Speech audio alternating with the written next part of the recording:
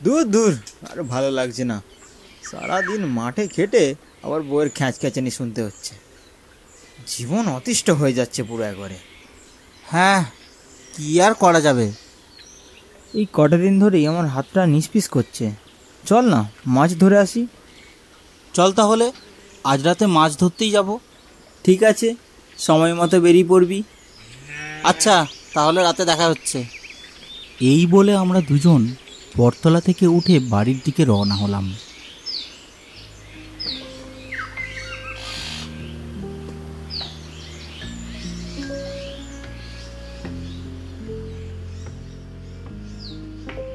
মাছ ধরার বাতিক আমাদের ছোটবেলা থেকেই ছিল।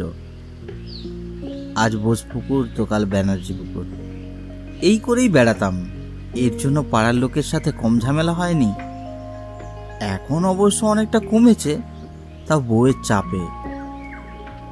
এখন ভয় একটাই, বাবলুকে বলে তো দিলাম, বউ বেরোতে দেবে তো?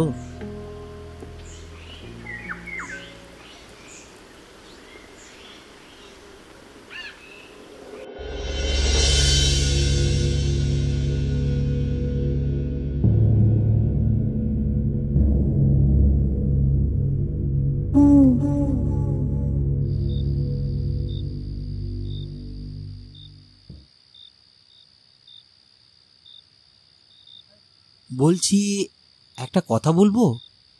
কি? আজ রাতে মাছ ধরতে যাব ভাবছি। কি?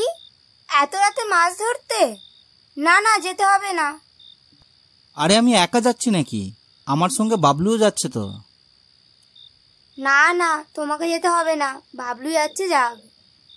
যাই না, এই কটা দিন ছেলেটাও তো বায়না করছে রুই মাছের ঝোল খাবে বলে। যা ভালো বুঝো করো, আমার কথা তো আজকাল কানেই তোলো না। শম্ভু, এই শম্ভু।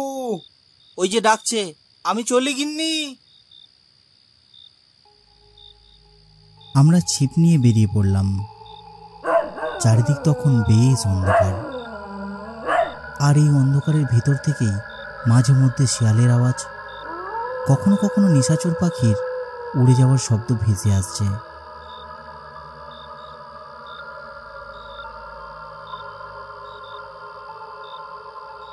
কিছুক্ষণ পর আমরা একটি পুকুরের ধারে এসে পৌঁছালাম।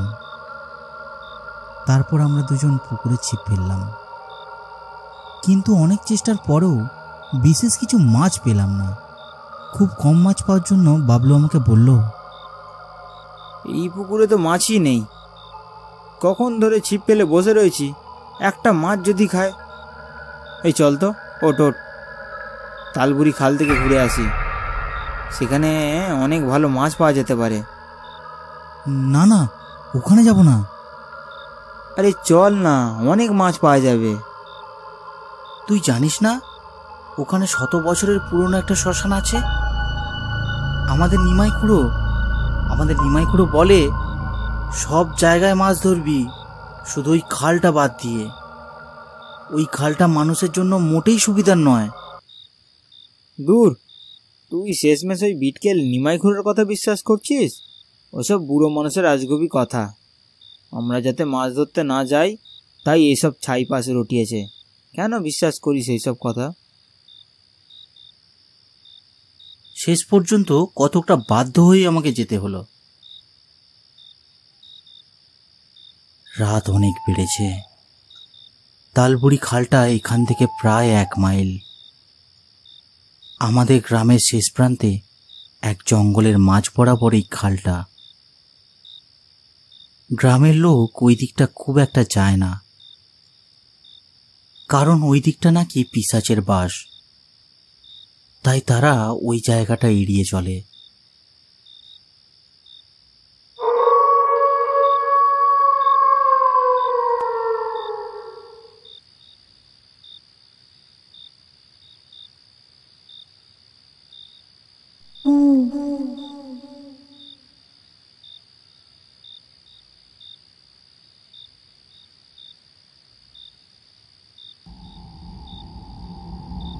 এই রে, আকাশের অবস্থা দেখ, মনে হচ্ছে এক্ষুনি বৃষ্টি নামবে। আকাশের দিকে তাকালাম। দেখলাম মাথার উপর ঘন কালো মেঘ জমেছে।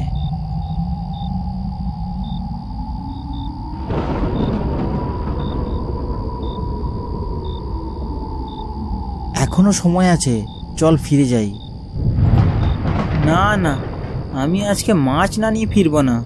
ঝড় বৃষ্টি সুনামি যাই আসুক, আজকে মাছ নিয়ে তবেই ফিরবো।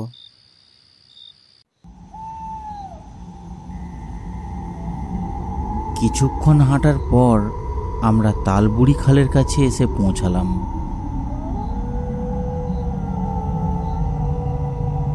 খালের ধারে যখন পৌঁছালাম তখন প্রায় মধ্যরাত অতিক্রম হয়েছে। খালের পাশে শ্মশান, চারিদিক প্রায় নিস্তব্ধ।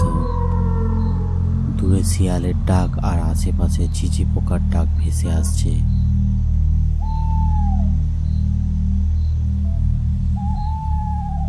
তালবুড়ি খালের উপর দাঁড়িয়ে রয়েছে একটা ভগ্নপ্রায় বাঁশের পোল।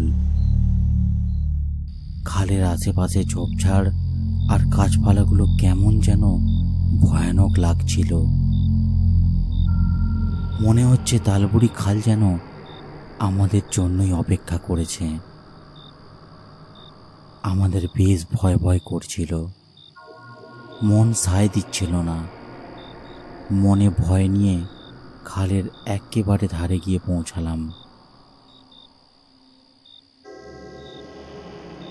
চল, আর দেরি করে কি হবে, ছিপ ফেল, মনে হচ্ছে অনেক মাছ পাওয়া যাবে। আমরা দুজন খালে ছিপ ফেললাম। বাবলু ভুল কিছু বলেনি, এখানে অনেক মাছ আছে।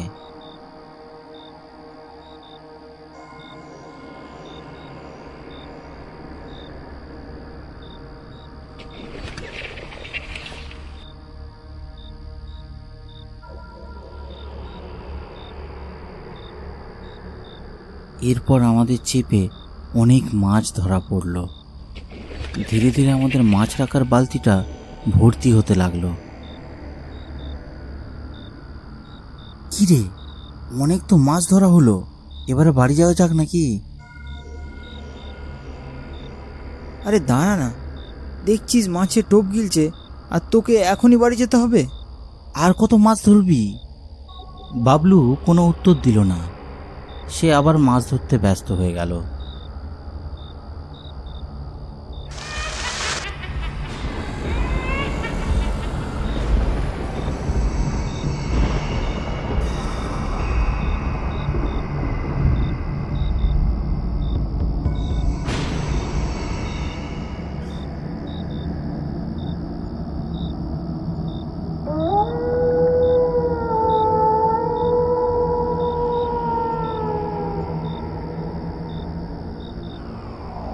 কি ব্যাপার বলতো, জলে কি যেন একটা নড়ে উঠলো।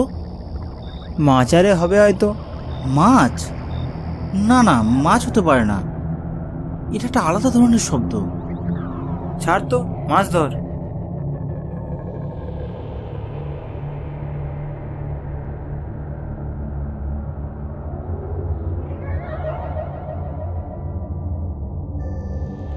খানিকক্ষণ পর আমরা আবার জলের মধ্যে সেই আওয়াজটা শুনতে পেলাম।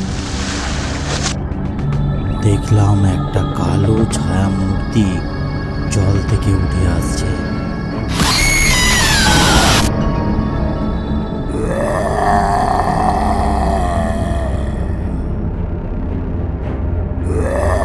আমাদের দুজনেরই হাত পা কাঁপতে শুরু করলো।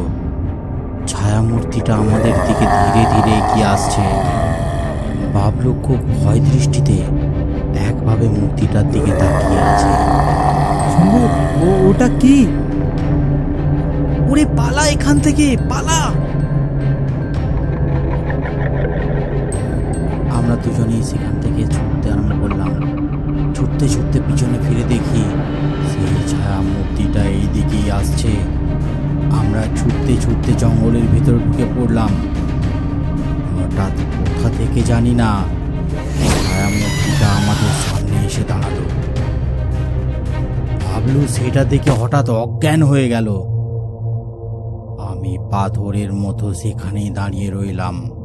আমি কি করব কিছু বুঝতে পারলাম না। হঠাৎ আমার মনে পড়ল নিমাই খুড়োর কথাটা। নিমাই খুড়ো বলেছিল ওই জঙ্গলের উত্তরের দিকে একটা মন্দির আছে, আর মন্দিরে ভূত প্রবেশ করতে পারবে না। এই ভেবে আমি বাবলুকে 2 হাত দিয়ে তুলে নিলাম, তারপরে আবার ছুটতে লাগলাম। ছুটতে ছুটতে উত্তরের দিকে চলতে লাগলাম। সেই ছায়া মূর্তিটাও আমাদের দিকে এগিয়ে আসতে থাকলো। কিছুটা যাওয়ার পর মন্দিরটা চোখে পড়ল। আমি ছুটে গেলাম সেই দিকে। মন্দিরে ঢুকেই আমি বাবলুকে মেঝেতে শুইয়ে দিলাম। তারপর দূরে দেখলাম সেই ছায়া মূর্তিটা আস্তে আস্তে এগিয়ে এলো। যাক বাবা, বাঁচা গেল।